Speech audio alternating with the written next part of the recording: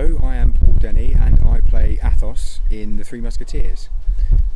Athos is kind of the unofficial leader of his merry band trio of men-at-arms.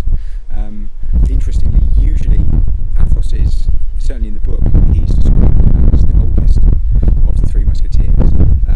But in our version, I'm actually the youngest of the Three Musketeers, so that then raised the point of, well, why is he the unofficial leader?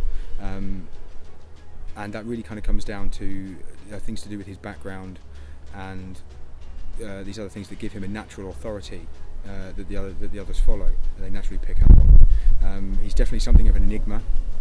He's very mysterious and enigmatic. Certainly has skeletons in his closet, some of which come out in the show, so I can't really talk about them too much at the moment. As well as playing Athos, I've also undertaken the role of the fight director for the production, which basically entails choreographing all the sword fights. That took a few different steps. Initially, in pre-planning, it was the idea behind we had to train everybody in order to use the swords.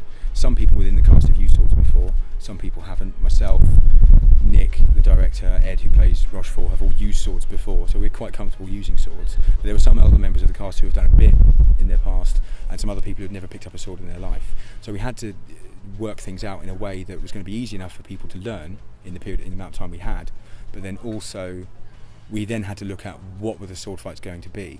And the sword fights for us, they had to be about something. It wasn't just a case of find a sword fight, put a big spectacular sword fight together that's going to be great, spectacular and visually engaging.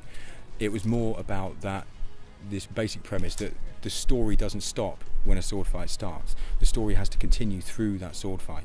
So within the sword fight, the characters have to still be there. The story has to still be driven on.